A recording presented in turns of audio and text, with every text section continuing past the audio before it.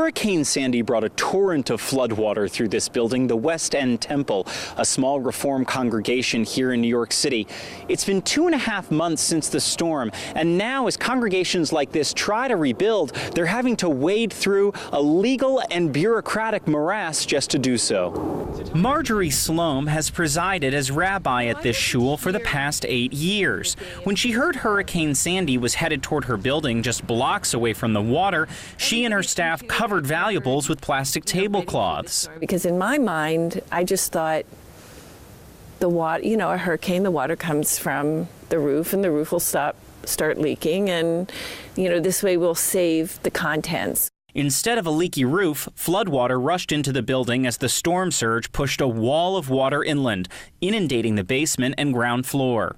When we came and we saw that the water line was right here, and you looked in onto the other side and you saw furniture that had migrated from other rooms into the lobby, we were shocked. This small congregation, which serves around 90 families in the Rockaway section of Queens, became just one of thousands of buildings in New York City devastated by the storm. The first thing we saw were pews upended, and pew cushions waterlogged all over, having fallen off of the pews, and all of our prayer books soaked. And to see it be so violated by weather was so unsettling. Since then, Rabbi Sloan and her congregation, joined by dozens of volunteers, have worked to clean up the building, and donations have helped finance the effort.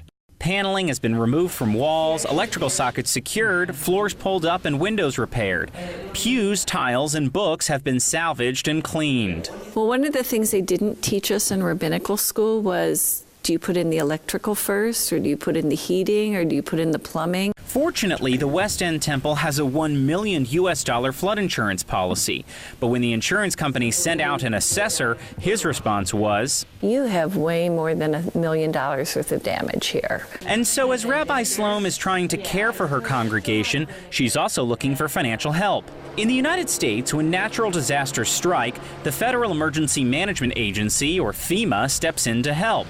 And after Hurricane Sandy, they were out in full force across the region. FEMA also acts as a conduit for federal dollars by way of public assistance grants. Private nonprofit organizations like museums and zoos are listed as eligible beneficiaries. But in a country where the separation of church and state is considered sacred, houses of worship are not on the list. FEMA has not decided yet whether they are eligible to participate in FEMA reconstruction programs. Mark Stern is general counsel at the American Jewish Committee.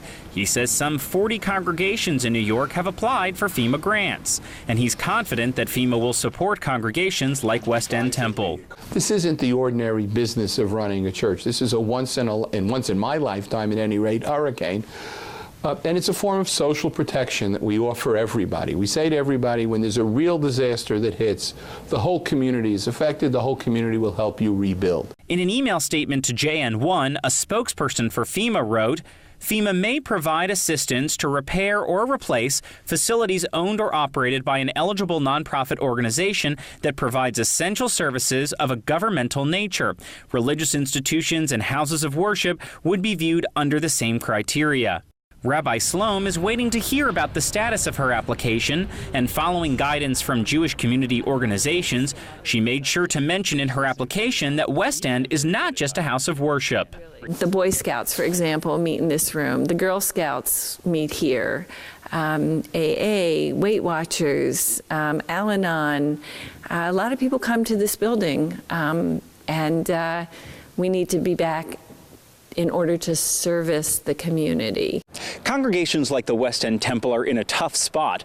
They're not sure when they're going to hear back from the federal government about those disaster assistance grants. In the meantime, they're hoping to put things back together, count up the costs, and hope they can open their doors again soon. This is Stephen Fee for JN1 in New York.